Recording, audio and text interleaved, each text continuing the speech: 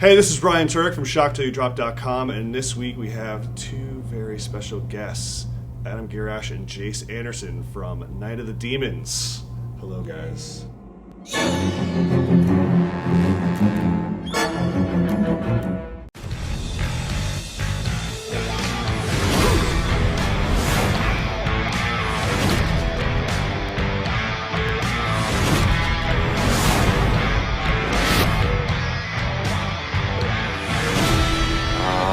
Something's not right.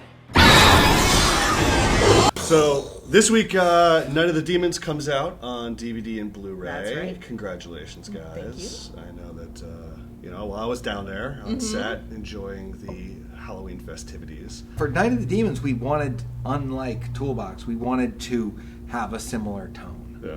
Because, it's just, in Toolbox, you could be really scary. In Night of the Demons, when you just have people sort of being chased around a house by demons, there's something just inherently comedic about it. And I thought they were, and everyone I've seen has been funny, other than, oddly enough, Demons 1 and Demons 2. Yeah. They take that very seriously. But Tales from the Crypt, Demon Knight, all the Evil Dead movies, all three of the Night of the Demons movies, these are all like more comedic, and so I'm like, I want to do that. I didn't want to be too self-referential, too postmodern, too Scream-like, because while there may be some funny lines, we didn't want to do a whole bunch of Jokes. one-liners. Yeah, it was one-liner more jokes, characters, trying to have them have moments where they react realistically to what is a completely ridiculous situation, and there's something funny inherent in that. Yeah, and there's always something inherently funny in Demon, but The reaction is pretty genuine. yes, Yes, that yes. is true, and it's very honest. It's an honest reaction. Yes, demons apparently don't use lubricants. There was some references to some of the other horror guys, like Jigsaw and that Crowley. was Talk cool. about how difficult, because I've never seen you guys talk on camera about it.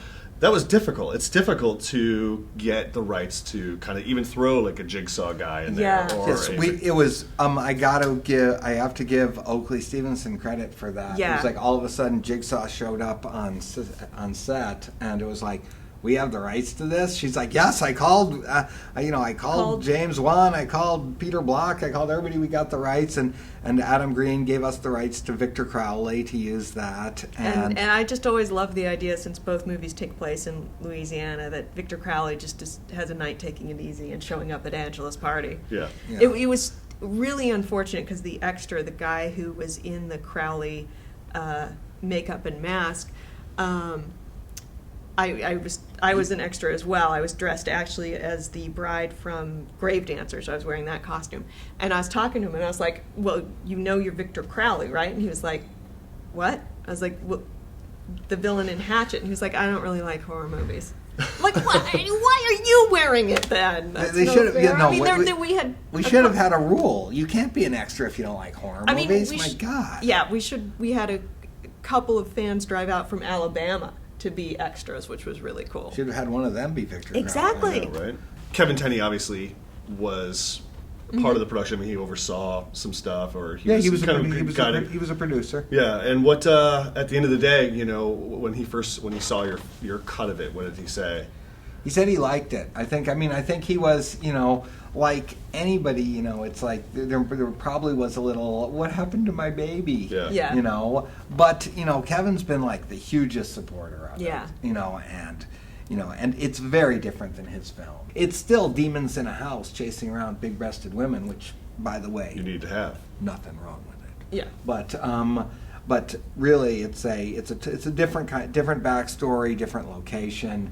The demons look different. We wanted one demon to look like something out of a Fulci movie. We wanted one demon to look like something out of Shadow over Innsmouth, sort of a fish kind of demon. We wanted one demon without his face got ripped off, and so it's just a skull there. And and so we really wanted the variety of the demons. One of the demons even has a comb over. Kevin has been great. He gave feedback on the script, and he's just been really supportive of the movie and both of us. And I love what he says his attitude about it. He's like, I made my Night of the Demons. This is your Night of the Demons. And, to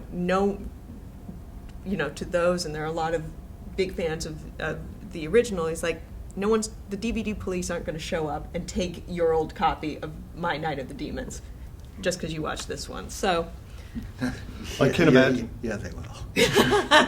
Well, I can't imagine all of the violence and the explicit moments that happen in a film all came out of your noggin. Like, did you have any say in the demon butt and? No. Okay. That scene, Adam's heart was set on from the beginning. And we wanted the whole thing to be pretty punk rock. The music is. Yeah. It's really the music from my childhood. Mixed with sort of a conglomeration of more modern sort of horror punk kind of elements to it too. And so I just think the movie has just a pumping soundtrack. I just love it. I grew up with punk. I grew up going to punk shows since I was a little kid. I was the kind of guy that grew up listening to 7 Seconds and Minor Threat and the Adolescents and TSOL, and who are in the movie, by the way. We got Code Blue, that great song.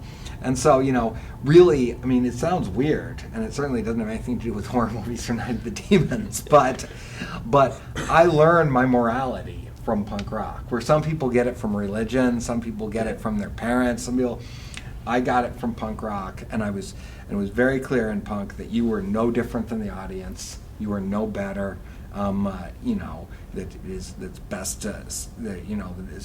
always best to stay humble and be kind to others, and that we are part of a community that we must help, that we must stoke and help grow and survive. And that's how I feel about horror.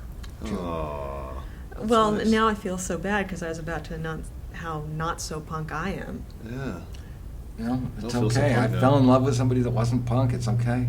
That action itself was perhaps punk. Probably, but I've always been attracted to the demented librarian types.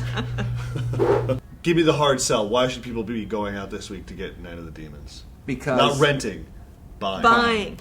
Because every year for Halloween, to put on a movie where you hear Halloween punk rock, you see big-breasted women being chased by demons in a house on Halloween, and it's a costume party.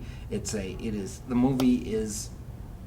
Halloween horror punk rock horny fantasy, and I'm sorry, but everybody should own that.